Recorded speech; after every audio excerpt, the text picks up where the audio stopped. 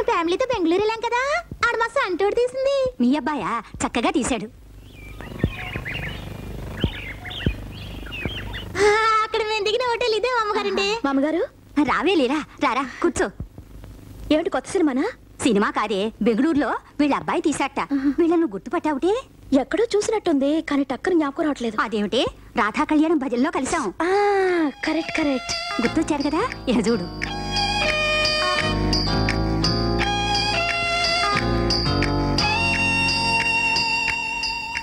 ఉసే లీలా, మీ ఆయనే? అవును.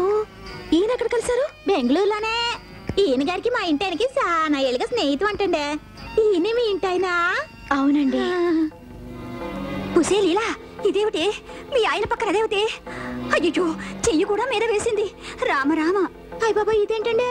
మేమే వాళ్ళిద్దరికి పరిచయం చేసామండి. ఇటు తిరుగుతున్నారేంటండి? ఎంత మోసం చేస్తారా?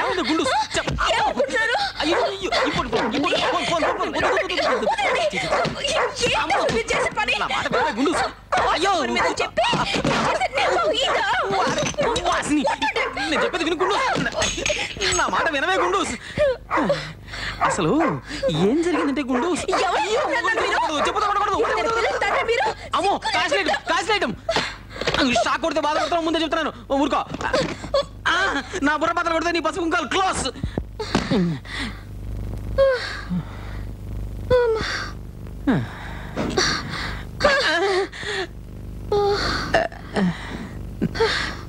నేను చెప్పేది ఏమిటంటే,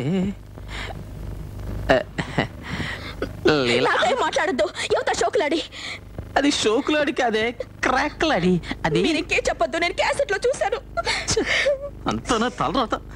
నేను బెంగళూరు వెళ్ళిన ఫ్లైట్ లో అమ్మ ఎయిర్ హోస్టెస్ గా వచ్చింది. ఒకే హోటల్లో ఉన్నాం. ఒకే హోటల్ అన్నాను కానీ ఒకే రూమ్ అన్నది కదే. దాని వేరే రూమ్, నాది వేరే రూము. ఆవిడది విదేశం అట, కొంచెం మోడర్న్ టైపు.